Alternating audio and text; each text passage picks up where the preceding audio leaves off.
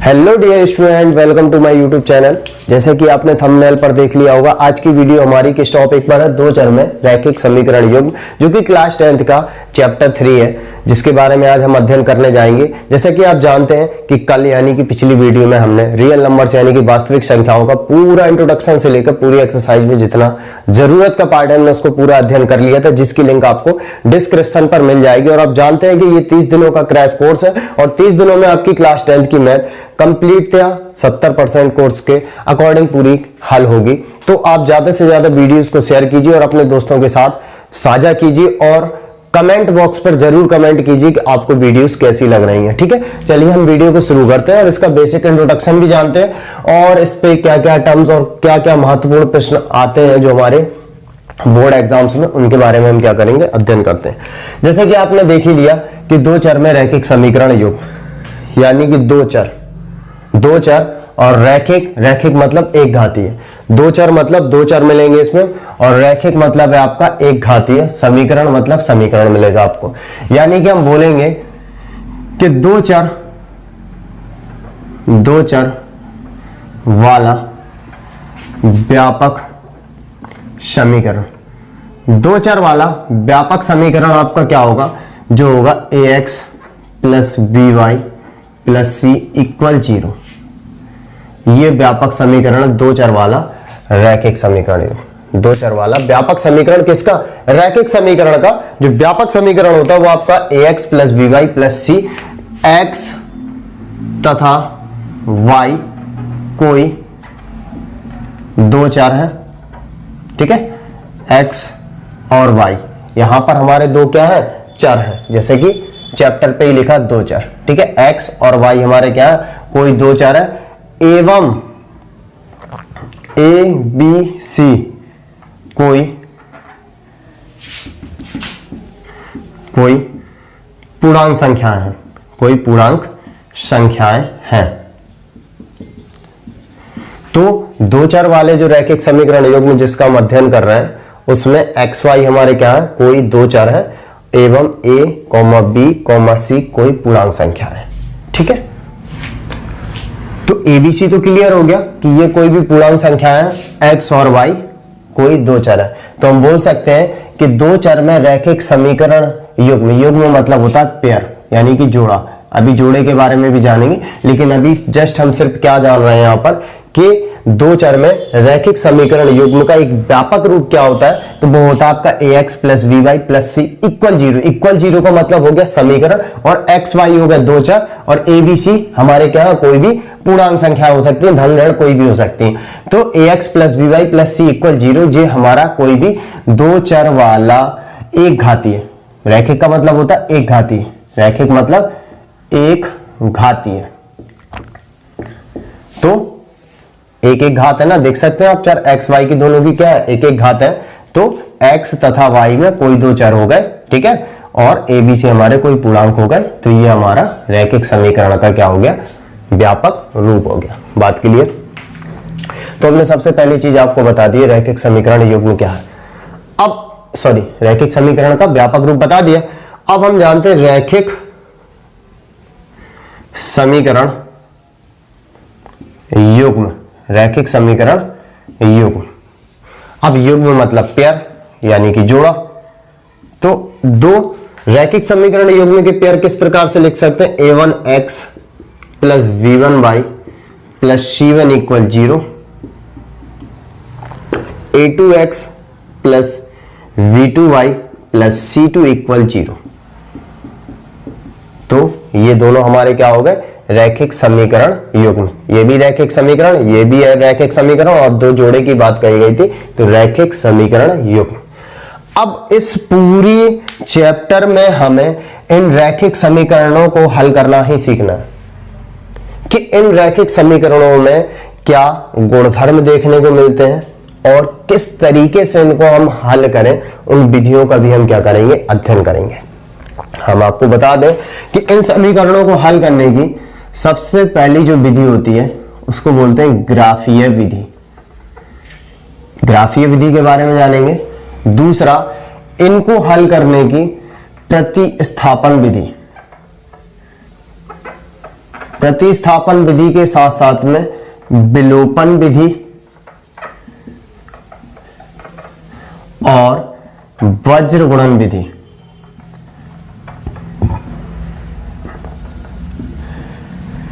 मुख्यतया इन चार विधियों के बारे में हम अध्ययन करेंगे इस चैप्टर पे कि रैखिक समीकरण के जो युग्म होते हैं इनको हम किस तरीके से हल कर सकते हैं। तो एक ग्राफीय विधि, एक प्रतिस्थापन विधि, एक विलोपन विधि, वज्र गुणन विधि, इन चारों विधियों का अध्ययन करेंगे और अध्ययन करके किस प्रकार से इन दोनों चर x y के हम वैल्यू को फाइंड कर सकते हैं। और इसकी कुछ क्वालिटीज होती हैं। कैसे क्वालिटीज होती हैं कि हम इन समीकरणों को डायरेक्ट देख के बताएं कि ये प्रतिच्छेद कर रहे हैं, कि समांतर हैं, कि समपाती हैं। चलिए हम इनके कुछ गुणधर्म देखते हैं।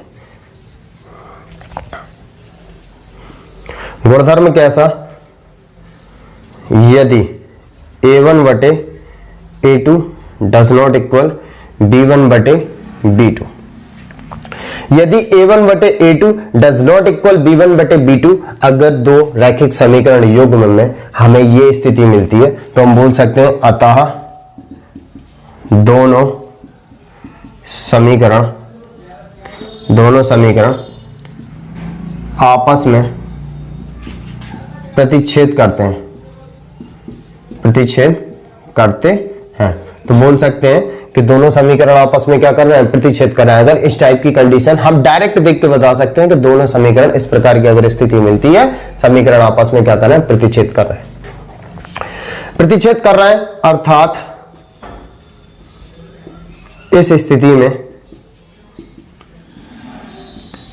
में इनका केवल एक अद्वितीय हल होगा। इस स्थिति में इनका केवल एक अद्वितीय हल होगा और दोनों समीकरण संगत भी होंगे। अगर इस प्रकार की कंडीशन हमको मिल जाती है तो बिना ग्राफ बनाए हम बता सकते हैं कि दोनों समीकरण आपस में प्रतिच्छेद करते हैं। अर्थात इस स्थिति में इनका केवल एक अद्वितीय हल होगा, मतलब एक ही मान निकलेगा x y का, और दोनों समीकरण संगत भी होंगे। अब जानते हैं कि भाई प्रतिच्छेद की बात तो सर ने बता दी, ठीक है, कि प्रतिच्छेद करते हैं, तो प्रतिच्छेद की तो बात सर ने हमें बता दी, लेकिन प्रतिच्छेद क्या है ये भी तो जाना है। प्रतिच्छेद क्या है, तो एक समीकरण ये रहा, पहले वाला बोल देते हैं, और एक समीकरण ये रहा दूसरे वाला, और ये पहली रेखा का समीकरण और दूसरी रेखा का समीकरण। प्रतिच्छेद मतलब ये रहा पॉइंट, प्रतिच्छेद मतलब ये रहा पॉइंट, यानी कि इनका केवल एक बिंदु निकलेगा x y, यानी कि केवल इनका एक बिंदु निकलेगा x y, और इसी को हम बोलते हैं प्रतिच्छेद करना। और अब बात आ गई सर संगत क्या कहलाता है। संगत मतलब यदि कहीं पर ये संगति यानी कि आपस में मिले, कहीं पर यदि आपस में मिलते हैं तो ये स्थिति हमारी संगत की कहलाती है, ठीक है। तो ये पहली स्थिति हो गई, बात क्लियर। अब दूसरी स्थिति क्या है, दूसरी स्थिति ये है यदि a1 बटे a2 बराबर b1 बटे b2 बराबर c1 बटे c2 है, तब दोनों समीकरण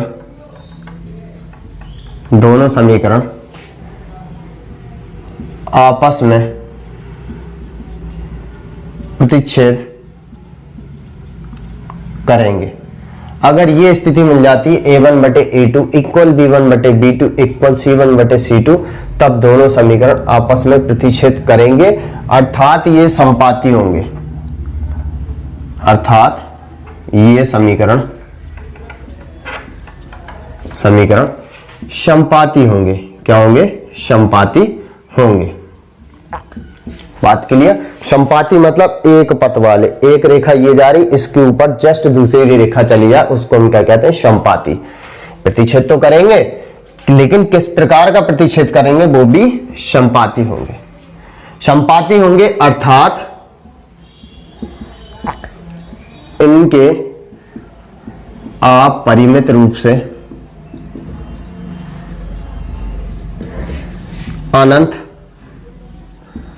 हल होंगे। इस स्थिति में इनके क्या होंगे? अपरिमित रूप से कितने हल होंगे? अनंत हल होंगे, एवं साथ ही साथ एवं समीकरण संगत भी होंगे, संगत भी होंगे। अब डायरेक्ट हम समीकरणों में a1 बटे a2 इक्वल b1 बटे b2 इक्वल c1 बटे c2, तब दोनों समीकरण आपस में प्रतिच्छेद करेंगे, अर्थात ये समीकरण संपाती होंगे, अर्थात इनके अपरिमित रूप से क्या होंगे? अनंत हल होंगे, साथ ही ये संगत भी होंगे। तो संगत तो बात समझ में आ गई आपको कि कहीं ना कहीं आपस में मिले, कहीं ना कहीं मिले या पूरे बिंदुओं पर मिले। संपाती का मतलब आप ध्यान से समझिएगा, बहुत ध्यान से देखिएगा। संपाती मतलब होता है समान पथ, यानी कि एक रेखा ये खींची, एक रेखा हमने क्या खींच गई? समीकरण 1 की पहली रेखा खींच दी, बात को समझना, और जस्ट इसी के ऊपर दूसरी रेखा खींच दे, इसी के ऊपर से दूसरी रेखा खींच दे, यानी कि समान पथ वाली। समान पथ यानी कि इसी में पहला समीकरण और इसी में दूसरा समीकरण, दोनों रेखाएं एक ही पथ में जाए, एक के ऊपर एक जाए, समान पथ एक ही पथ को तय करे, तो इनके क्या होंगे? प्रतिच्छेद जो बिंदु होंगे कितने होंगे? अनंत होंगे, यानी कि प्रत्येक बिंदु पे तो ये मिल रही हैं, ये आपस में क्या हो रही है? हर बिंदु पर मिल रही हैं, इसलिए तो बोला तब दोनों के जो प्रतिच्छेद तो करेंगे, प्रतिच्छेद मतलब काटेंगे, हर बिंदु पर काटेंगे, ठीक है ना। अर्थात ये समीकरण क्या होंगे? संपाती होंगे, संपाती यानी कि सेम पथ वाले, अर्थात इनके अपरिमित रूप से अनंत हल होंगे। अनंत हल मतलब चाहे जिस पॉइंट पे बिंदु निकालने, चाहे जिस पॉइंट पे, यहां निकालना, यहां निकालना, यहां निकालना, यहां निकालना, यहां निकालना, प्रतिच्छेद बिंदु कहीं पे भी निकाल लें, अपरिमित रूप से अनंत हल होंगे। अब रही बात संगत की, सर संगत क्या? संगत मतलब संगति है, आपस में ये मिल रहे हैं, हर पॉइंट पे मिल रहे हैं, यानी कि संगत। बात क्लियर? ठीक, तो यहां तक आप वीडियो पॉज करके नोट कर लीजिए पहले।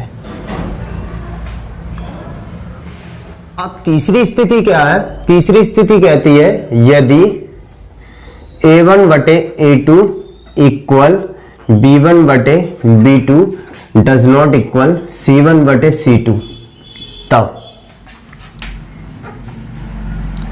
तब समीकरण आपस में समांतर होंगे। क्या होंगे? समांतर होंगे। तो अगर इस प्रकार की स्थिति हमें मिलती है कि a1 बटे a2 इक्वल b1 बटे b2 does not equal c1 बटे c2, तब समीकरण आपस में समांतर होंगे, अर्थात इनका कोई हल नहीं होगा एवं समीकरण आपस में असंगत होगा, असंगत होंगे। अगर इस प्रकार की स्थिति मिली तो एक तो ये क्या होंगे? आपस में समीकरण समांतर होंगे और इनका कोई हल नहीं होगा, यानी कि कोई भी प्रतिच्छेद बिंदु नहीं निकलेगा और समीकरण आपस में असंगत होंगे। चलो बात करते हैं समांतर। देखो पहला समीकरण जैसे कि हमने बनाया था ये हो गया और दूसरा ये हो गया, ठीक है। समांतर मतलब दो रेखाएं, ऐसी रेखाएं जिनका हर एक स्थिति में बीच की डिस्टेंस क्या रहे? बराबर रहे और ये आपस में कभी ना काटे, अनंत तक भी ना काटे। इस प्रकार की रेखाएं क्या होती हैं? समांतर रेखाएं कहलाती हैं। तो देख सकते हैं आप कि हमने बोला कि समांतर होंगे, अर्थात इनका कोई हल नहीं होगा क्योंकि ये आपस में कहीं काट ही नहीं रहे, कहीं नहीं काटेंगे। जब कहीं नहीं काटेंगे तो कोई बिंदु नहीं निकलेगा। और असंगत मतलब कहीं पर संगति नहीं हो रही, उनकी मिल ही नहीं रही। जब मिल नहीं रही तो असंगत हो गए।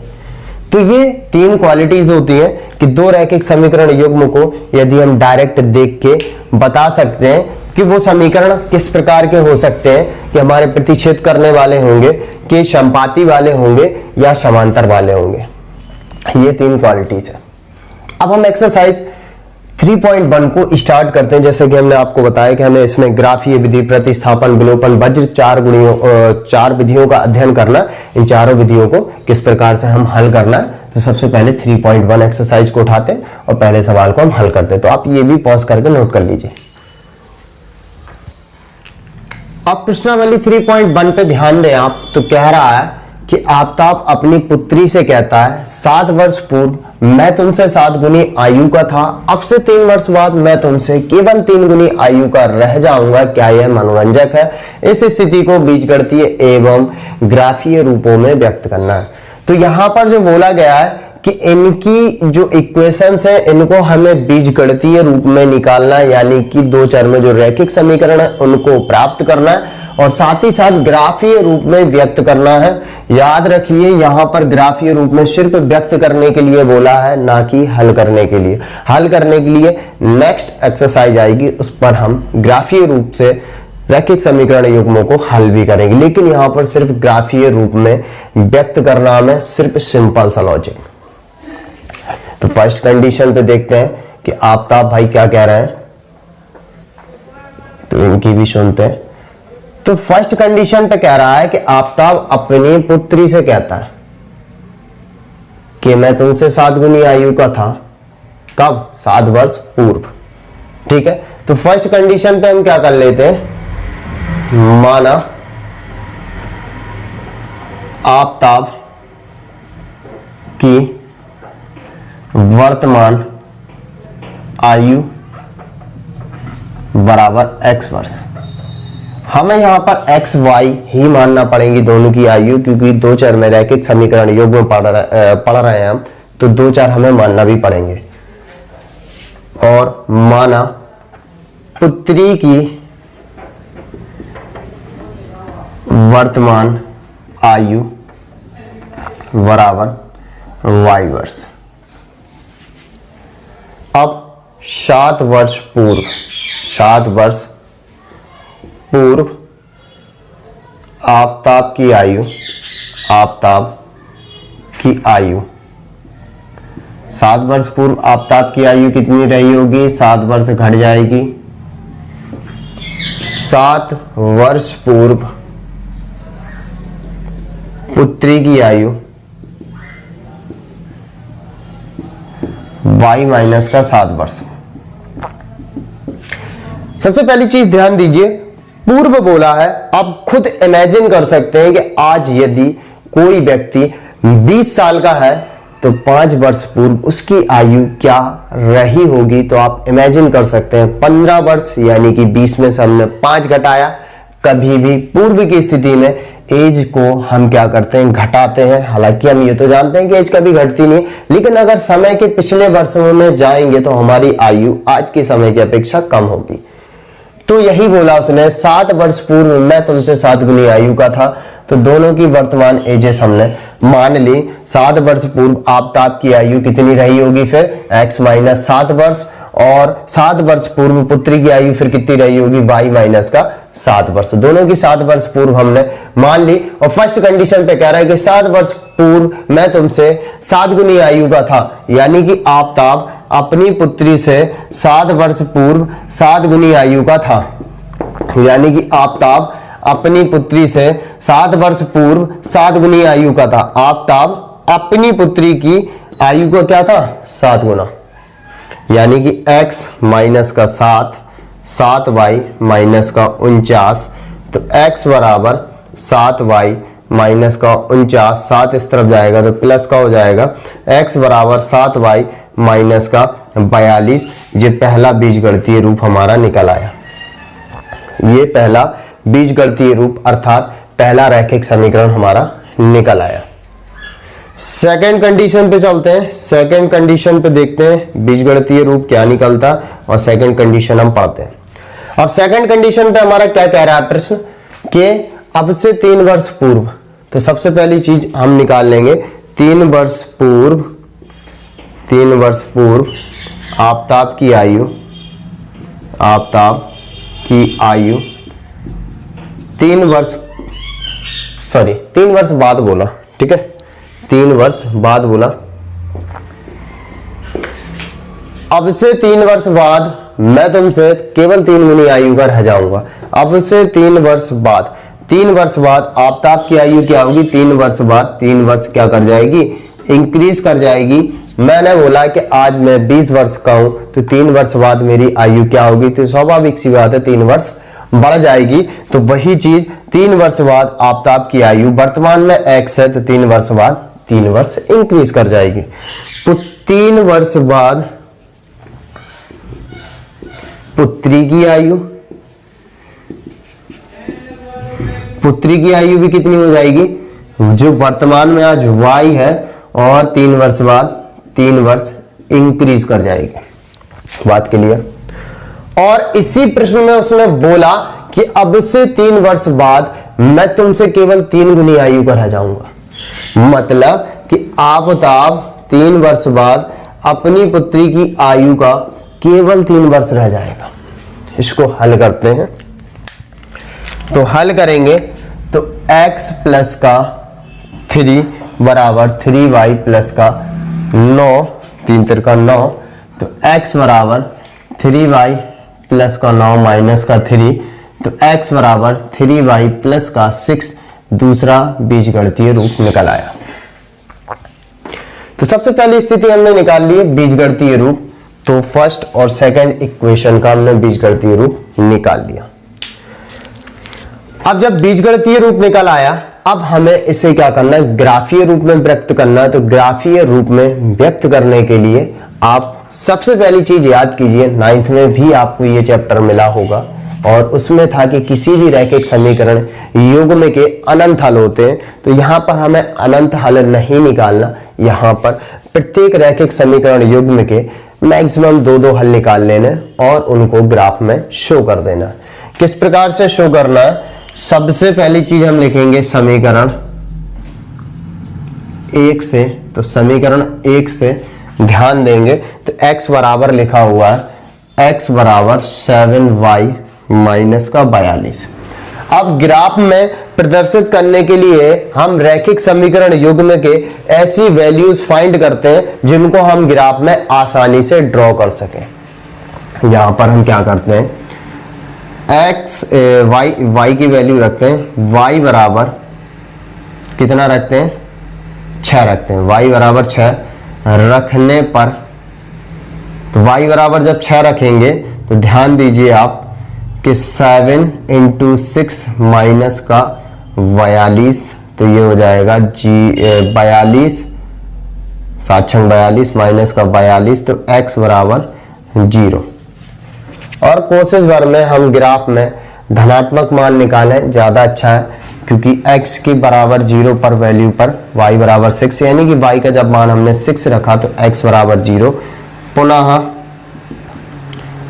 y बराबर 7 रखने पर, पुनः y बराबर यदि हम 7 रखते हैं तो x बराबर 7 × 7 माइनस का 42, यानी 49 माइनस का 42, तो x इक्वल हमारा कितना बच जाएगा? सिर्फ 7 बच जाएगा। कितना बच जाएगा? 7 बच जाएगा। तो हमने इस समीकरण के, पहले समीकरण के 2 हल निकाले। पुनः समीकरण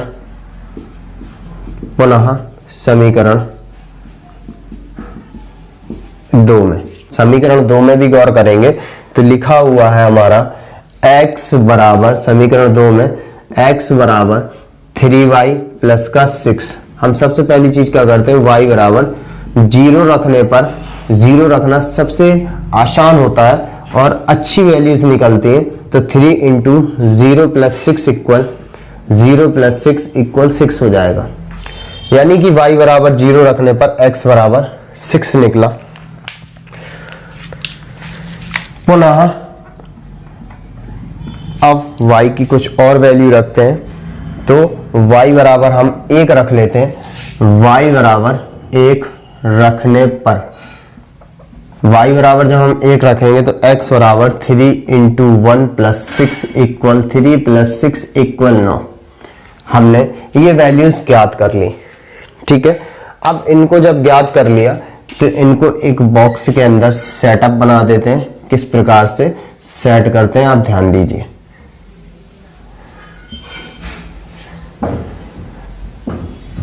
पहला समीकरण था हमारा x बराबर 7y माइनस का 42, फिर y के मान रखे थे हमने, और दूसरा था हमारा x बराबर 3y प्लस का 6 और y की वैल्यू। अब जब हमने पहले समीकरण में x बराबर 6 रखा था तो y बराबर 0 आया था, और y बराबर जब 7 रखा था तो x बराबर भी 7 आया था, और दूसरे समीकरण में जब y बराबर हमने 0 रखा था तो x बराबर 6 आया, और y बराबर 1 रखा तो x बराबर 9 आया। ठीक, अब हम क्या बनाते हैं इसका ग्राफ। ग्राफ में गौर कीजिए, मैक्सिमम x पर कितना है 9 और y पर मैक्सिमम कितना है 7, तो y पे कितना जाते हैं हम 7 पॉइंट लेके जाएंगे, और x पर कितने लेके जाएंगे 9 पॉइंट। ठीक है, तो 1 2 3 4 5 6 7 8 9, और ये हमारा सेंटर पॉइंट 0, ये माइनस का y माइनस का x, यहाँ पर 7 1 2 3 4 5 6 7, ये प्लस का y और ये प्लस का x, ये 0 पॉइंट होता है 1 2 3 4 5 6 7, 1 2 3 4 5 6 7 8 और 9। अब ये हमारा ग्राफ, अब ग्राफ को हम किस प्रकार से ड्रॉ करेंगे। सबसे पहला बिंदु देखेंगे कि x का मान 0 y का मान 6। x का मान 0 यानी कि 0 की पॉइंट की बात की जाएगी तो आप मूल बिंदु पे रखिए पेन को, और y अक्ष पे 6 जाना है। पहला पॉइंट हमारा ये हो गया, x का मान 0 और y का 6। ठीक, इसके बाद जो दूसरा पॉइंट हमारा है y का भी 7 है, x का भी 7 है, y का भी 7 और x का भी 7, तो y के सामने 7 यहाँ पर पॉइंट आएगा और x के सामने यहाँ पर, तो कहीं ना कहीं x का 7, थोड़ा नीचे बनाएंगे, x का 7 और y का भी 7, x और y दोनों के साथ साथ मान आए, तो इसको किस प्रकार से मिला देंगे कि ये दोनों पॉइंट को हम पटरी की सहायता से लेकर इनको हम क्या कर देंगे, इस प्रकार से मिला देंगे, और ये हमारी कौन सी रेखा थी, x बराबर 7y और माइनस का 42। तो ये ग्राफ बन गया इस प्रकार से पहली रेखा का। दूसरी रेखा को देखेंगे तो यहां पर दिया हुआ है y का मान 0 और x का 6, y का मान 0 और x का 6, तो x का 6 और y का 0, तो ये पॉइंट मिल गया। ठीक है, इसके बाद y का 1 और x का 9, y का 1 और x का 9, तो कहीं ना कहीं यहां पर आएगा y के सामने 1 और x के सामने 9, तो y का मान 1 और x का 9, तो ये पॉइंट मिल गया। और इसको भी हमें क्या करना है, बाद में मिला देना है पटरी की सहायता से। तो इस प्रकार से ये रेखा को क्या करना, आगे तक बढ़ाते ले जा, कोई फर्क नहीं पड़ता। और ये कौन सी रेखा बनी, ये बनी x बराबर 3y प्लस का 6। तो यहां पर देखेंगे दो चीजें पूछी थी, बीजगणितीय रूप, तो बीजगणितीय रूप पहला ये रहा रैखिक समीकरण युग्म, दूसरा ये रहा रैखिक समीकरण युग्म। बीजगणितीय रूप ये रहे, और ग्राफीय रूप, तो ग्राफीय रूप में रेखा को इस प्रकार से हम क्या कर देंगे, प्रदर्शित कर देंगे। रही बात इस रेखा की कि सर इसको कहां तक बढ़ाना, तो आप कहीं तक भी बढ़ा सकते हैं, लेकिन अपनी कॉपी के अकॉर्डिंग कहां तक मैक्सिमम बढ़ाना, ज्यादा से ज्यादा भी नहीं, कम से कम भी नहीं, हिसाब से बढ़ाइए, मीडियम से। तो ये एक्सरसाइज 3.1 का सवाल हुआ। बाकी अगले जो भी सवाल दिए बिल्कुल सेम इसी तरीके से उनका बीजगणितीय रूप और ग्राफीय रूप व्यक्त करना है। ठीक है, इसी के साथ में आपकी 3.1 हुई फिनिश। और यदि आप फिर भी 3.1 के कंप्लीट प्रश्नों का सॉल्यूशन देखना चाहते हैं तो आप लिंक जो दी गई है हमारे इसमें डिस्क्रिप्शन पे, उस लिंक पर जाकर आप कंप्लीट प्रश्नों का सॉल्यूशन देख सकते हैं। ठीक है, वीडियो पॉज करके आप इसे नोट कर लीजिए। अब प्रश्नावली 3.2 पे गौर करेंगे तो इसमें हमें रैखिक समीकरण युग्म का ग्राफीय विधि से हल करना। अभी हमने जस्ट 3.1 में आपको ग्राफ किस प्रकार से ड्रॉ करते हैं उसके बारे में बताया था, और 2 चर में रैखिक समीकरण युग्म के गुणधर्म भी बताए थे। ठीक है, तो पहला प्रश्न 3.2 पे कह रहा है कि निम्न समस्याओं में रैखिक समीकरणों के युग्म बनाइए और उनकी ग्राफीय विधि से हल ज्ञात कीजिए। ठीक है, अभी हमने ग्राफीय रूप में व्यक्त किया था 3.1 में। यहां पर ग्राफीय विधि से हमें हल ज्ञात करना, यानी कि जो दो चर है उसकी हमें वैल्यूज क्या करना है, फाइंड करना है। तो पहला प्रश्न कह रहा है कक्षा 10 के 10 विद्यार्थियों ने एक गणित की पहले प्रतियोगिता में भाग लिया। ठीक है, ये पहेली होगा। ठीक है, पहेली प्रतियोगिता में भाग लिया। यदि लड़कियों की संख्या लड़कों की संख्या से 4 अधिक हो तो प्रतियोगिता में भाग लिए लड़कों और लड़कियों की हमें क्या ज्ञात करना, संख्या ज्ञात करना। सबसे पहली चीज हम क्या कर लेते हैं, माना कक्षा में लड़कियों की संख्या बराबर x, लड़कों की संख्या बराबर y। दोनों चीजें हमने मान ली कि लड़कियों की संख्या बराबर x और लड़कों की संख्या बराबर y। जैसे कि हमने आपको बताया था कि दो चर है यहां पर, और दो चर में रैखिक समीकरण युग्म वाला चैप्टर भी हम पढ़ रहे हैं। तो हमें जितनी भी कैलकुलेशन हल करनी पड़ेंगी, बीजगणितीय रूप जितने भी हमें निकालना पड़ेंगे, सभी में दो चर मानना पड़ेंगे। इसलिए हमने लड़कियों की संख्या x मान ली और लड़कों की संख्या y मान ली। ठीक है, जैसे कि इस पे दिया है कक्षा 10 के 10 विद्यार्थी, यानी कि फर्स्ट कंडीशन के अकॉर्डिंग क्या हो जाएगा, x प्लस वाई बराबर 10 या फिर x बराबर 10 माइनस का y, समीकरण 1। ठीक है, अब दूसरी स्थिति में क्या कह रहा है, लड़कियों की संख्या लड़कों की संख्या से 4 अधिक है। जो सेकंड कंडीशन, जो फर्स्ट कंडीशन हो गई, फर्स्ट कंडीशन ये हो गई कि क्लास में 10 विद्यार्थी हैं तो लड़का और लड़कियों की संख्या का योग 10 के बराबर ही होगा। और सेकंड कंडीशन पे क्या कह रहा है, सेकंड कंडीशन पे कह रहा है कि लड़कियों की संख्या लड़कों की संख्या से 4 अधिक है। जो लड़कियां हैं यानी कि x लड़कों की संख्या से कितना अधिक है, 4 अधिक है। तो समीकरण हमारा क्या हो गया, 2। तो देखिए सेकंड कंडीशन पे हो गया ना, लड़कियों की संख्या लड़कों की संख्या से 4 अधिक है।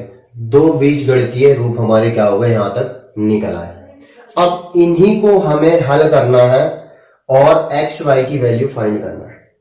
ठीक है, दोनों को हल करना और एक्स वाई की वैल्यू फाइंड करना। तो सबसे पहली चीज हम ग्राफ व्यक्त करना 3.1 पे सीख ही लिया हमने, लेकिन इसका एक तरीका जान ले। तरीका क्या कि समीकरण 1 व 2 से हल करके पहले इन दोनों का हम प्रतिच्छेद बिंदु ज्ञात कर ले। समीकरण 1 व 2 का दोनों को हल करके प्रतिच्छेद बिंदु ज्ञात कर ले।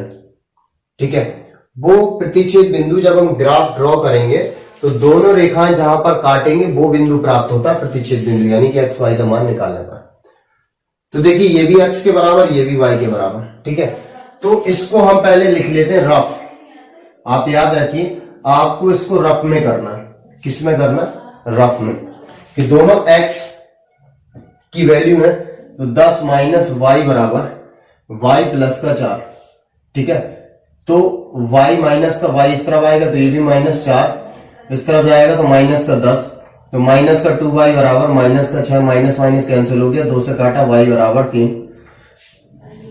y बराबर 3 निकला तो y का मान समीकरण x 1 में रखेंगे तो x बराबर देख सकते हैं 10 माइनस 3 बराबर 7। ठीक है, तो x का मान 7 और y का मान 3 दोनों समीकरण में हमें रखना है। x का मान 7 और y का मान 3 हमें दोनों में रखना है, यानी कि 7, 3 ये एक बिंदु हो गया। x का मान 7 और y का मान 3 दोनों समीकरणों में हमें रखना है ताकि ग्राफ का हमें प्रतिच्छेद बिंदु निकला है। इसको चोरी रूप समझ लो, इसको हमें रफ में करना, ना कि हमें कैलकुलेशन जब हल करनी है सॉल्यूशन में, सॉल्यूशन का नहीं करना, रफ में ही कर लेना हमें और एक्स वाई के मान फाइंड कर लेना कि दोनों का एक कॉमन बिंदु ज्ञात कर लेना। दोनों रैखिक समीकरणों का यही होगा 7,3, दोनों का कॉमन बिंदु। अब ग्राफ ड्रॉ करेंगे, आपको कुछ समझ में आ जाएगा कि किस प्रकार से करेंगे। तो देखिए समीकरण 1 में, समीकरण 1 में x बराबर 10 माइनस का y, ठीक है। अब ये y है ना, y बराबर 3, तो y बराबर 3 रख दो। y बराबर 3 रखने पर तो x बराबर कितना हो जाएगा, 10 माइनस 3 बराबर 7। तो एक पॉइंट ये निकाल लिया कि y बराबर 3 रखने पर x बराबर 7, ठीक है। पुनः x बराबर y बराबर हमने 3 रख लिया, y बराबर 0 भी रख सकते हैं।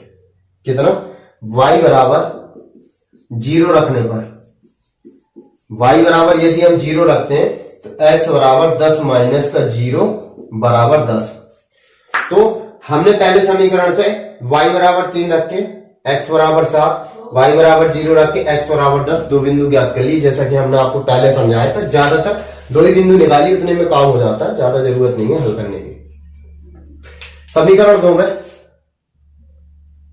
पुनः समीकरण 2 में, अब समीकरण 2 कितना, x बराबर y प्लस का 4।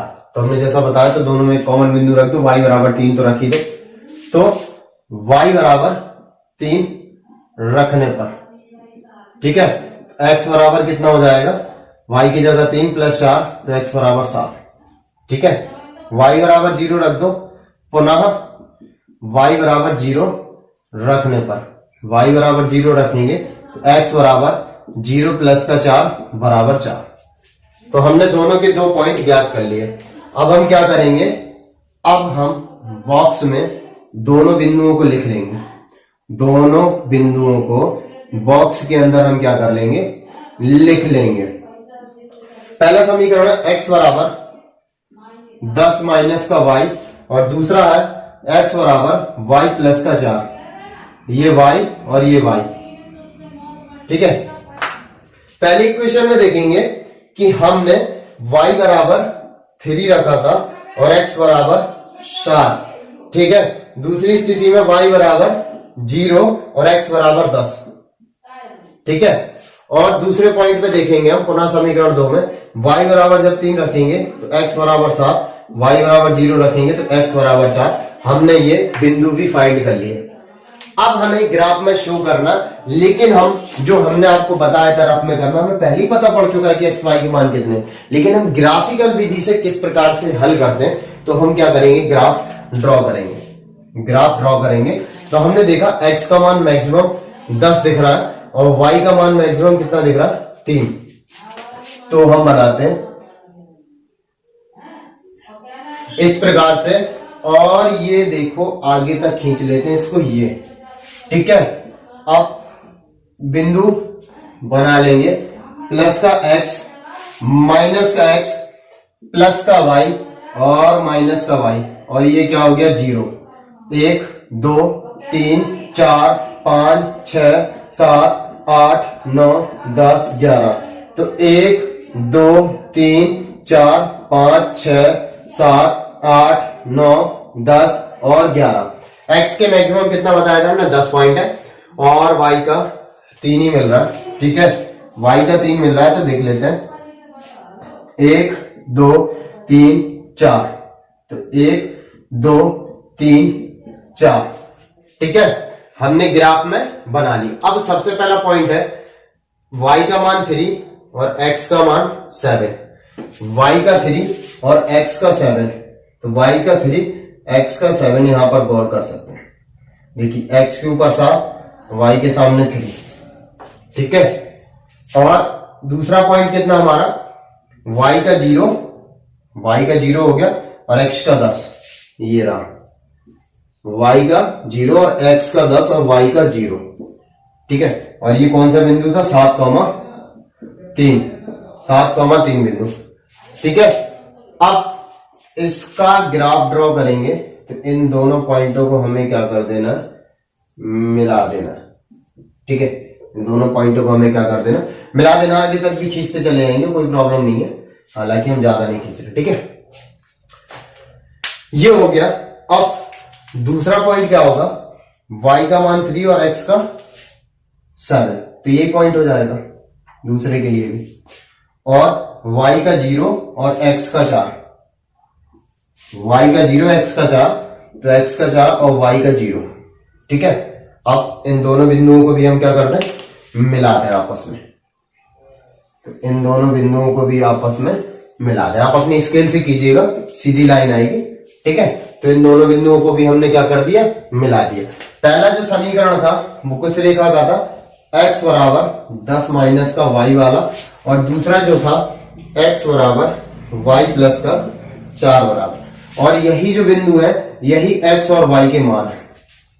इसीलिए हमने बताया था, क्योंकि देखिए ग्राफ तो जरूरी नहीं है कि आपको परीक्षाओं में मिले। आप दो रेखाएं काटेंगे तो आपको थोड़ा ना पता है कि कौन सा बिंदु है, कौन ग्राफ में एग्जैक्ट आपको पता पड़ना है।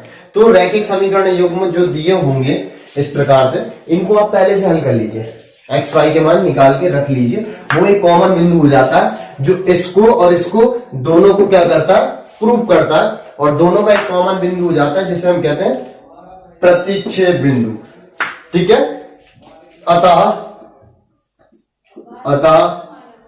लड़कियों की संख्या x बराबर कितना हो गया, x बराबर 7। लड़कों की संख्या y बराबर 3। तो ये निकल आया हमारे लड़का और लड़कियों की संख्या, यानी कि लड़कियों की संख्या x बराबर 7 और लड़कों की संख्या y बराबर 3। इसी प्रकार से रैखिक समीकरण युग्म का ग्राफीय विधि से हल करना पड़ता है। तो सबसे पहली विधि आपकी जो ग्राफिकल मेथड की थी, तो ये यहां तक हो गई। तो आप वीडियो पॉज करके इसे नोट कर लीजिए। दूसरे नंबर से देखेंगे तो दूसरे नंबर पे कह रहा है कि अनुपातों a1/a2, b1/b2, c1/c2 की तुलना कर ज्ञात कीजिए कि निम्न समीकरण युग्म द्वारा निरूपित रेखाएं एक बिंदु पर प्रतिच्छेद करती है, समांतर अथवा संपाती। हमने आपको प्रतिच्छेद, समांतर और संपाती तीनों की स्थितियां बताई थी। यदि a1/a2 does not equal b1/b2 की स्थिति मिलती है तो प्रतिच्छेद करते हैं। यदि a1/a2 equal b1/b2 equal c1/c2 की स्थिति मिलती है तो संपाती की स्थिति होती है। इसके अलावा a1/a2 बराबर b1/b2 does not equal c1/c2 की स्थिति मिलती है तो हमारी समांतर की स्थिति होती है। तीसरे नंबर में कह रहा है कि अनुपातों a1/a2, b1/b2, c1/c2 की तुलना कर ज्ञात कीजिए कि निम्न रैखिक समीकरणों के युग्म संगत है या असंगत है, ठीक है। संगत असंगत के लिए हमने बताया था, यदि आपको प्रतिच्छेद और संपाती वाली स्थिति मिलती है तो हम बोल सकते हैं कि रैखिक समीकरण युग्म क्या होंगे, संगत होंगे। और इसके अलावा यदि समांतर की स्थिति मिल जाती है तो असंगत होते हैं। दूसरे नंबर के पहले नंबर वाले को सॉल्यूशन करते हैं तो 5x minus 4y plus 8 equal 0, 7x plus 6y minus 9 बराबर 0। दोनों समीकरणों की तुलना a1x प्लस का b1y प्लस c1 इक्वल 0 तथा a2x plus b2y plus c2 equal 0 से करने पर, ठीक है। दोनों समीकरणों की तुलना a1x b1y plus c1 equal 0 तथा a2x b2y plus c2 equal 0 से करने पर, तो x का गुणांक a1 का मान यानी कि a1 बराबर 5, y का गुणांक b1 का मान यानी कि v1 बराबर माइनस का 4 और c1 इक्वल कितना 8, ठीक है।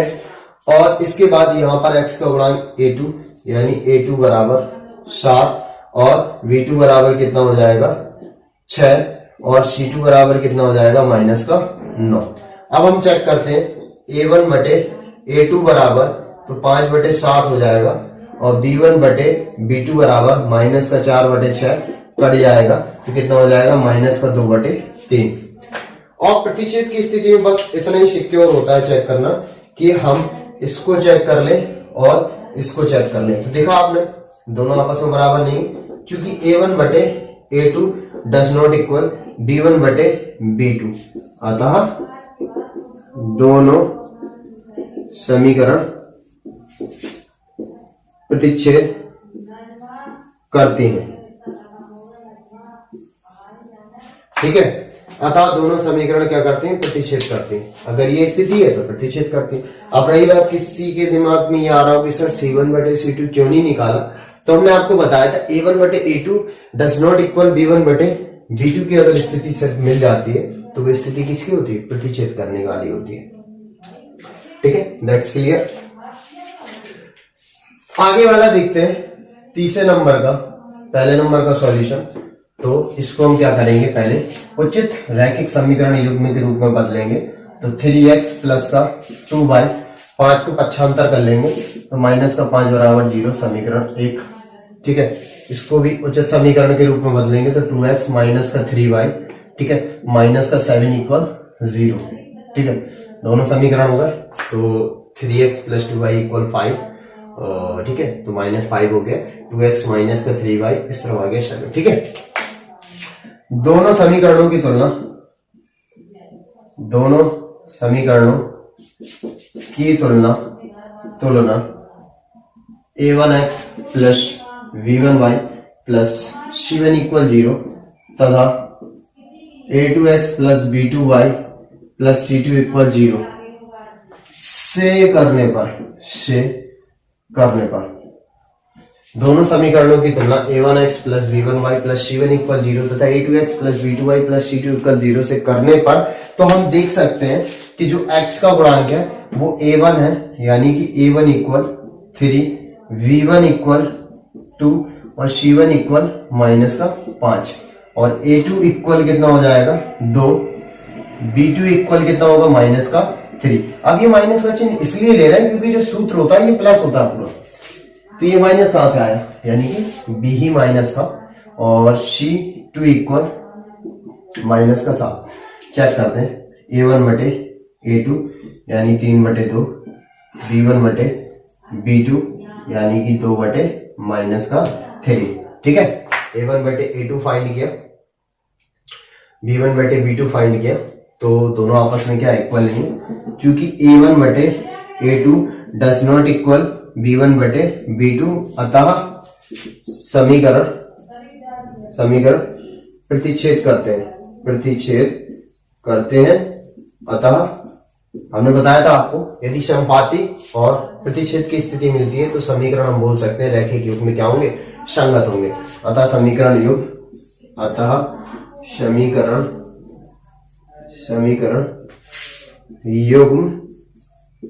संगत है, समीकरण युग्म क्या संगत है, बस क्लियर। इसी के आगे जस्ट आप चौथे नंबर देखेंगे तो उसमें भी ऐसे ही संगत असंगत की स्थिति पूछ रहा है। कह रहा है सवाल में यदि संगत है तो ग्राफीय विधि से हल करना, जैसा कि हमने ग्राफीय विधि आपको पहले ही समझा चुके हैं। और इसी के साथ साथ में कुछ और भी प्रश्न हैं जिनको आप हमारी जो डिस्क्रिप्शन होगा उस पर लिंक दी गई है प्रश्नावली 3.2 की भी, जहां पर जाकर आप आगे के सवालों को हल कर सकते हैं। जैसे कि आप जानते हैं कि क्रैश कोर्सेस है, हमें जल्द से जल्द और बेस्ट से बेस्ट मटेरियल आपको प्रोवाइड कराना, तो जो उचित और जरूरत की चीजें हम आपको बराबर कराते जाएंगे। और 3.2 इसी के साथ में फिनिश होगी, इसको आप पॉज करके नोट कर लीजिए। अब हम प्रश्नावली 3.3 का अध्ययन करते हैं। जैसे कि हमने आपको बताया था कि इस चैप्टर में हमें एक रैखिक समीकरण युग्म को हल करने की कुछ बीजगणितीय विधि थी, जो ग्राफीय विधि जिसको हमने 3.1 पे व्यक्त करना सीख लिया था और दूसरी एक्सरसाइज में उसको हल करना भी सीख लिया था। उससे दो रैखिक समीकरणों में क्या गुणधर्म, समांतर, समपाती, प्रतिच्छेद की क्या स्थितियां बनती हैं वो भी हमने सीख लिया था। 3.3 पे अब हम जानेंगे कि एक रैखिक समीकरण को युग्म करने की दूसरी विधि जो कि हमारी है प्रतिस्थापन विधि। प्रतिस्थापन विधि में क्या रहा पहले सवाल में कि निम्न रैखिक समीकरण युग्म को प्रतिस्थापन विधि से हल कीजिए। तो हमने इस एक्सरसाइज से दो प्रश्न उठाए हैं, प्रश्न नंबर 1 और प्रश्न नंबर 5 में उठाए। तो सबसे पहले नंबर हम देखते हैं, पहले के पहले नंबर को, तो x प्लस वाई बराबर 14 समीकरण 1 और x माइनस वाई बराबर 4 समीकरण 2। जैसे कि हमने पहले ही इसमें लिखा हुआ है प्रतिस्थापन विधि से हल करना, तो इसको हम क्या कर रहे हैं, सवाल को प्रतिस्थापन विधि की सहायता से क्या करते हैं, हल करते हैं। प्रतिस्थापित मतलब प्रतिस्थापित करना, एक स्थान से दूसरे स्थान पर क्या करना, प्रतिस्थापित करना, एक स्थान से दूसरे स्थान पर जाना, यानी कि प्रतिस्थापित करना। यानी कि हम देखेंगे समीकरण एक से x बराबर कितना निकाल सकते हैं, 14 माइनस का y, और ये हो गया हमारा समीकरण नंबर 3। तो हमने क्या किया, समीकरण 1 से y को प्रतिस्थापित करके पहले से हमने तीसरा समीकरण बना लिया। पहले से हमने तीसरा समीकरण बनाया तो हम तीसरे समीकरण का मान अब किस में रख देंगे, दूसरे में। तो क्या करेंगे, समीकरण 2 में समीकरण 3 का मान रखने पर, ठीक है, 3 का मान रखते हैं। जब 3 का मान रखेंगे समीकरण 3 का, समीकरण 2 में रखेंगे तो x बराबर 14 माइनस वाई, तो 14 माइनस का y, ऑलरेडी माइनस का y बराबर 4, ठीक है, माइनस का 2y बराबर 4, माइनस का 14, माइनस का 2y बराबर बचेगा माइनस का 10, माइनस माइनस कैंसिल, और ये y बराबर कितना हो जाएगा, 5। तो ये निकाल लिया हमने y का मान। y का मान हम क्या करेंगे, आप समीकरण 3 पे रख देंगे, चाहे 1 पे रखो, चाहे 2 में रखो, चाहे 3 में रखो, कोई फर्क नहीं पड़ता, लेकिन हमें 3 में थोड़ा सा आसान दिखेगा तो हम आसानी से ही हल करेंगे। तो समीकरण 3 में y का मान रखने पर, ठीक है, y का मान रखने पर, जो कि हमारा कितना दिया हुआ है, x बराबर 14 माइनस y का मान 5, तो x बराबर बचेगा 9। तो आप देख सकते हैं प्रतिस्थापन विधि को हमें किस प्रकार से करना है कि कोई भी दो समीकरण हमारे पास दिए गए होंगे जिनमें से हमें एक के मान को प्रतिस्थापित करना है, जैसे कि प्रतिस्थापन विधि नाम ही है, ठीक है। तो इससे हमने y को प्रतिस्थापित कर लिया, समीकरण 3 बना लिया 1 से। अब 1 से बनाया ना, तो इस 3 का हम 2 में मान रखेंगे तो x या y किसी का मान आ जाएगा, और y का हम क्या करेंगे, फिर तीनों समीकरणों में से किसी में भी मान रखेंगे, हर स्थिति पे x बराबर 9 ही आएगा। तो ये प्रतिस्थापन विधि की सहायता से क्या हो गया, सॉल्यूशन हो गया। जैसे कि हमने आपको शुरुआत में ही बताया था कि प्रतिस्थापन, वज्रगुणन विधि, विलोपन विधि, ग्राफीय विधि में से 4 में से 100% एक विधि तो आपके एग्जाम पे आनी आनी है। तो ये हमने पहले नंबर का पहले का हल कर लिया। अब पहले का दूसरे 5वें नंबर को हल करते हैं, ठीक है। पहले नंबर के 5वें को हल करते हैं, तो 5वें नंबर में कितना कह रहा है, √2x प्लस का √3y इक्वल 0 और √3x माइनस का √8y बराबर 0, समीकरण 1 और ये समीकरण 2। अब यहां पर भी हमें क्या करना है, प्रतिस्थापन विधि ही लगानी, और प्रतिस्थापन विधि की सहायता से हमें मान निकालने दोनों चरों x और y का। तो समीकरण 1 से देखते हैं, समीकरण 1 से तो क्या हो जाएगा, √2x बराबर, ये प्रतिस्थापित होगा तो √3y, और जो √2 लिखा हुआ इसको भी प्रतिस्थापित करेंगे तो बटे में जाएगा √2 और y, समीकरण 3 बन गया। अब समीकरण 3 का मान हम किस में रखेंगे, समीकरण 2 में। तो लिखेंगे समीकरण 3 का मान समीकरण 2 में रखने पर, ठीक है, समीकरण 3 का मान 2 में रखने पर, ठीक है, तो कितना हो जाएगा, तो √3 और x बराबर हमने कितना निकाला, √3 बटे √2y माइनस का √8y बराबर 0, √3 कितना हो जाएगा, 3 हो जाएगा, और y बटे √2। जैसा कि आप जानते हैं कि √8 जो लिखा हुआ है इसको हम 2√2 लिख सकते हैं। रीजन क्यों, क्योंकि √8 जो होता है हमारा वो होता है 4 गुणे 2, ठीक है, और 4 को जैसा कि आप जानते हैं वर्गमूल 2 लिख सकते हैं, और √2 यानी कि √8 को हम 2√2 के फॉर्म पे लिख सकते हैं, ठीक है। तो y बराबर 0 बटे में 1 लेंगे तो √2 हो जाएगा, और √2 एक बार कटेगा तो 1 का 3y के साथ गुणा होगा तो माइनस का 3y ही रहेगा, माइनस का चिन्ह, और 1 से √2 बार कटेगा, और √2 का इसके साथ गुणा होगा तो √2 2 और 2 दूनी 4, y बराबर 0, यानी कि माइनस का 7y बटे √2 बराबर 0। √2 पक्षांतर होगा इस 0 की तरफ, तो 0 की तरफ सब समाप्त हो जाते हैं, तो माइनस का 7y बचा, तो y बराबर कितना हो जाएगा, 0 की तरफ -7 भी जाएगा तो ये भी 0, यानी कि y बराबर कितना बचा, 0। और y का मान हम क्या करते हैं, समीकरण 3 पर रख देते हैं और x का मान भी निकाल लेते हैं। तो यहां पर लिखेंगे y का मान समीकरण 3 में रखने पर, ठीक है 3 पे रखेंगे, ऐसा कोई इश्यू नहीं है कि 3 पे रखें, 2 पे रखें, 1 पे रखें, किसी में भी रखें, बस बशर्ते आप उस जगह पे तो मान रखेंगे ना जहां पर आसान होगा। तो y का मान हम समीकरण 3 में पुट करेंगे तो x बराबर हो जाएगा माइनस का √3 बटे √2 और y की जगह पे 0, तो x बराबर भी 0। तो हमने दोनों आपको प्रतिस्थापन विधि बता दी, दोनों ही हमने पहला और 5वां नंबर जो हल किए दोनों ही प्रतिस्थापन विधि के द्वारा दो चरों का मान निकालना था हमें, तो दोनों चरों का हमने मान निकाला और दोनों ही हमारी प्रतिस्थापन विधि है जैसा कि लिखा हुआ भी है। प्रतिस्थापन विधि आपने समझ ही लिया होगा कि कोई हमारे पास दो समीकरण दिए होंगे जिनमें से x या y किसी की एक वैल्यू प्रतिस्थापित करेंगे, या तो x बराबर कुछ निकाल लो या फिर y बराबर निकाल लो, उसको प्रतिस्थापित करके किसी दूसरे समीकरण में रख के, स्वाभाविक सी बात है जैसे y बराबर 5 निकल आएगा और y का मान हम किसी भी फिर समीकरण में पुट करेंगे x का मान निकल आएगा। तो ये दोनों ही हमने क्या बताई आपको प्रतिस्थापन विधि, जिनको आप वीडियो पॉज करके नोट कर लीजिए। यहां पर दूसरे नंबर को गौर करें तो कह रहा है 2x + 3y = 11 और 2x - 4y = -24 को हल कीजिए और इससे m का मान ज्ञात कीजिए, और जिसके लिए y = mx + 3। तो जाहिर सी बात है भाई m का मान निकालने के लिए पहले नंबर हमें y और x तो फाइंड करना पड़ेगा। जैसे कि इस एक्सरसाइज में हम प्रतिस्थापन विधि के बारे में अध्ययन कर रहे हैं, तो दोनों जो इक्वेशन हमारे पास दी है इन दोनों का सॉल्यूशन प्रतिस्थापन विधि से ज्ञात करते हैं। तो सबसे पहले देखते हैं 2x + 3y = 11 समीकरण 1, और दूसरा दे रहा है 2x - 4y = -24, दोनों में 2 कॉमन ले लेंगे तो x - 2y = -24 और 2 से भाग दे देंगे तो x - 2y = -12 समीकरण 2। जैसे कि हम प्रतिस्थापन विधि का ही अध्ययन कर रहे हैं तो इस समीकरण में भी प्रतिस्थापन विधि से हम क्या करेंगे, समीकरण 2 से, आसान है समीकरण 2 से, क्यों, क्योंकि x बराबर डायरेक्ट निकलेगा, 2y इस तरफ जाएगा तो प्लस का और माइनस का 12 लिखा हुआ है, तो समीकरण 3 हो गया। हम तो जो आसान तरीका होगा वही करेंगे ना, ठीक है ना। अब किसी के दिमाग में आ रहा होगा सर यहां से कर दें, तो यहां से भी हो जाएगा, कोई प्रॉब्लम वाली बात नहीं है। दूसरे नंबर में इसलिए कि डायरेक्ट 2y को पक्षांतर करेंगे, सीधा x बराबर निकल आया, ठीक है।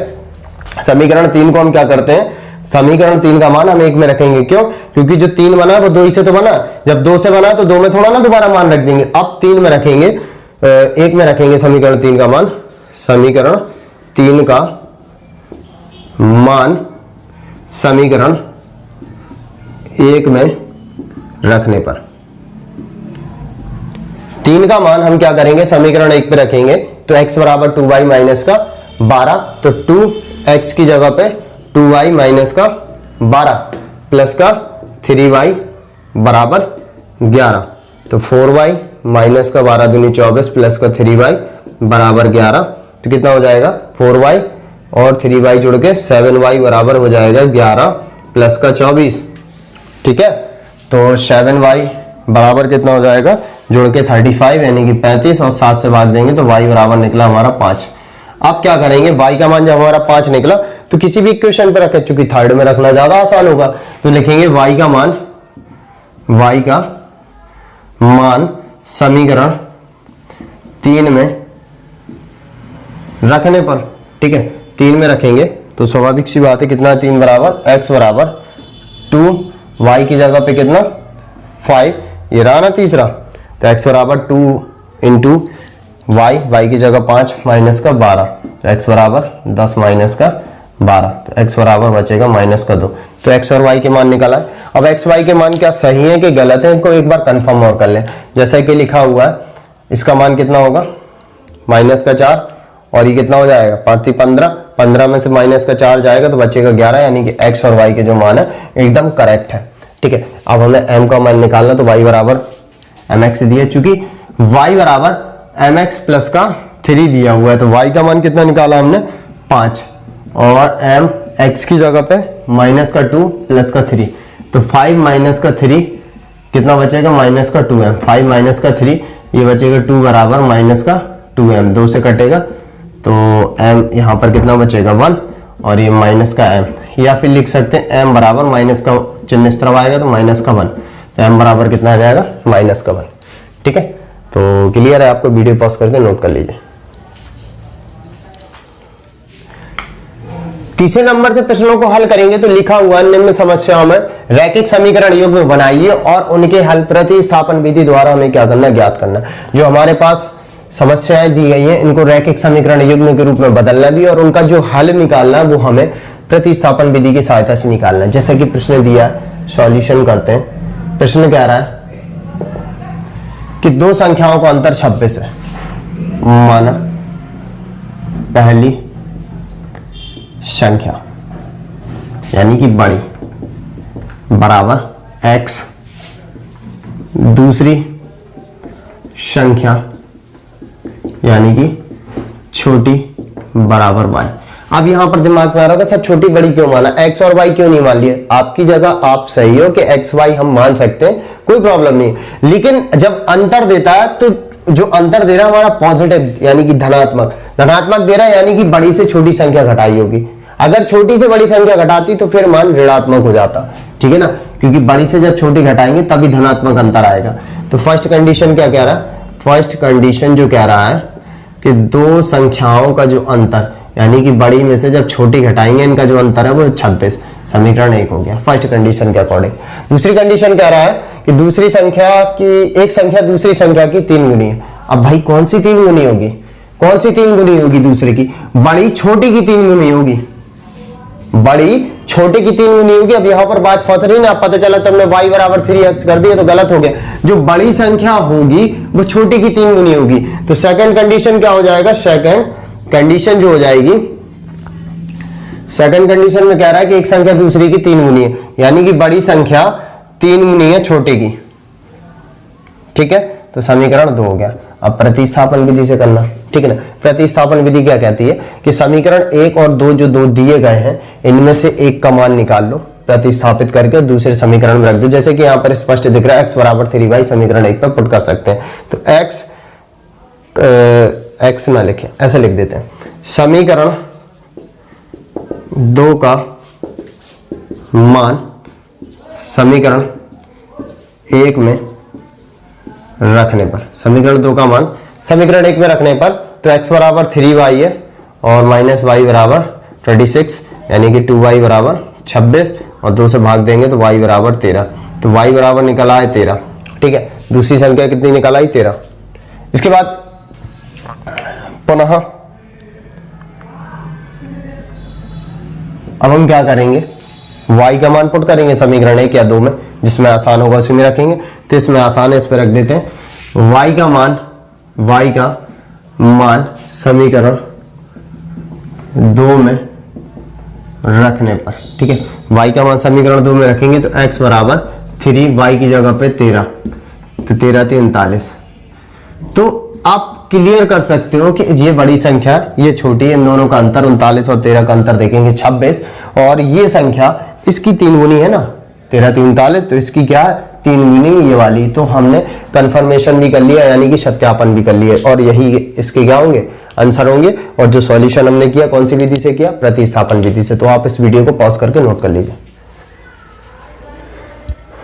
तीसरे का चौथा नंबर प्रश्न देखते हैं। जैसे कि हमने पहले ही से लिख दिया कि इंपॉर्टेंट प्रश्न है ये, ठीक है। कह रहा है कि एक नगर टैक्सी के भाड़े में एक नियत भाड़े के अतिरिक्त चली गई दूरी पर भाड़ा सम्मिलित किया जाता है। 10 किलोमीटर दूरी के लिए भाड़ा 105 रुपए है तथा 15 किलोमीटर के लिए 155 रुपए है। नियत भाड़ा तथा प्रति किलोमीटर भाड़ा क्या है? एक व्यक्ति को 25 किलोमीटर यात्रा करने के लिए कितना भाड़ा देना होगा? तो इसके कहने का मतलब है, जैसे कि आप किसी टैक्सी की बुकिंग करें तो टैक्सी में एक फिक्स चार्ज उसने कह दिया कि हम आपसे 10 रुपए लेंगे, 10 रुपए या 20 रुपए कुछ एक फिक्स चार्ज कह दिया कि हम आपसे इतना तो लेंगे ही लेंगे कि भाई आप हमें 10 रुपए तो दीजिए ही, साथ ही साथ आपको जितना किलोमीटर चलना उसका पर किलोमीटर का 5 रुपए के हिसाब से दे दीजिए। जैसे कि आपने कोई टैक्सी बुक की, उसने कहा 10 रुपए, हमें फिक्स रुपए चाहिए, 10 रुपए क्या चाहिए? एक फिक्स रेट चाहिए, ये तो चाहिए ही चाहिए। इसके बाद 5 रुपए प्रति किलोमीटर हमें रुपए और चाहिए आपसे। अब जैसे कि 10 रुपए तो हो गया, अब 1 किलोमीटर अगर जाएगा तो 15 रुपए, और 2 किलोमीटर जाएगा तो 2 का गुणा, 3 किलोमीटर जाएगा 3 का गुणा, 4 किलोमीटर जाएगा 4 का गुणा, 5 किलोमीटर जाएगा 5 का गुणा। तो प्रति किलोमीटर उतना पैसा देना पड़ेगा और 10 रुपए एक फिक्स राशि होगी, बस ये फिक्स हो गया, ठीक है। अब सवाल को हल करते हैं। एक फिक्स रुपए, ठीक है। तो नियत भाड़ा भाई है, माना, सॉल्यूशन डालते हैं। माना नियत भाड़ा बराबर x रुपए, ये फिक्स है। आप कोई गाड़ी बुकिंग कर रहे हैं, कोई टैक्सी बुक कर रहे हैं, ये आपको देना ही पड़ेगा, ये कोई कंप्रोमाइज नहीं है इस पे। बाकी आप जितना किलोमीटर चलेंगे आपको उतना रुपए देना पड़ेगा, ठीक है। और प्रति किलोमीटर भाड़ा मान लिया y रुपए, ठीक है। फर्स्ट कंडीशन क्या कह रहा है कि भाड़ा सम्मिलित किया गया 10 किलोमीटर दूरी के लिए 105 रुपए, 10 किलोमीटर दूरी का रुपए बराबर 105 रुपए, ठीक है। कितना लिया जा रहा है? 10 किलोमीटर दूरी का 105 रुपए। देखो जो x है ये तो फिक्स है, ये तो देना ही पड़ेगा। इसके बाद प्रति किलोमीटर का y है, लेकिन यहां पर कितना किलोमीटर चला जा रहा है? 10 किलोमीटर, तो 10 किलोमीटर के हिसाब से 10y, और x तो फिक्स लगना ही है। ये दोनों प्लस करके कितना होगा? 105 रुपए के बराबर।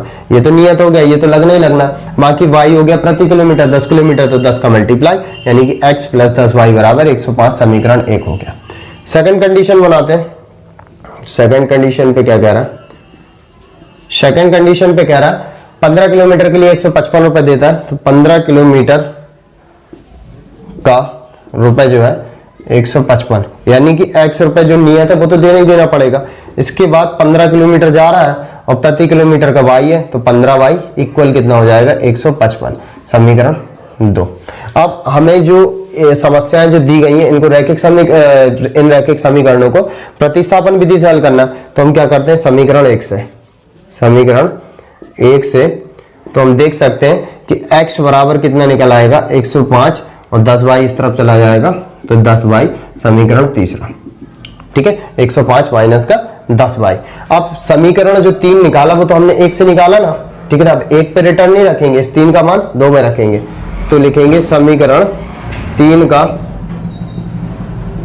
मान समीकरण 2 में रखने पर, ठीक है। तो समीकरण 3 का मान समीकरण 2 में पुट करते हैं। समीकरण 3 बराबर कितना? x बराबर 105 माइनस 10y, तो समीकरण 2 में रखेंगे x की जगह पे, तो 105 माइनस का 10y और प्लस का 15y तो लिखा हुआ है, 15y बराबर 155, ठीक है। अब क्या करेंगे? प्लस माइनस घट गया, 15 में से 10 जाएगा तो बचेगा 5y, वो भी प्लस का, और 155 माइनस का 105, तो 5y बराबर कितना होगा? कितना बचेगा? 45। 5 में से 5 गया, सॉरी 0, 5 में से 5 गया 0, और 15 में से 10 गया, बचा 5, ठीक है, 50, और y बराबर कितना निकल आएगा? 10 रुपए। यानी कि जो हमारा था प्रति किलोमीटर खर्च, प्रति किलोमीटर कितना रुपए ले रहा है? 10 रुपए के हिसाब से ले रहा है। y का मान हम क्या करेंगे? 1 2 3 किसी में भी रखेंगे, जिसमें ज्यादा आसान होगा उस पर रखेंगे, तो समीकरण 3 पे रख देते हैं। y का मान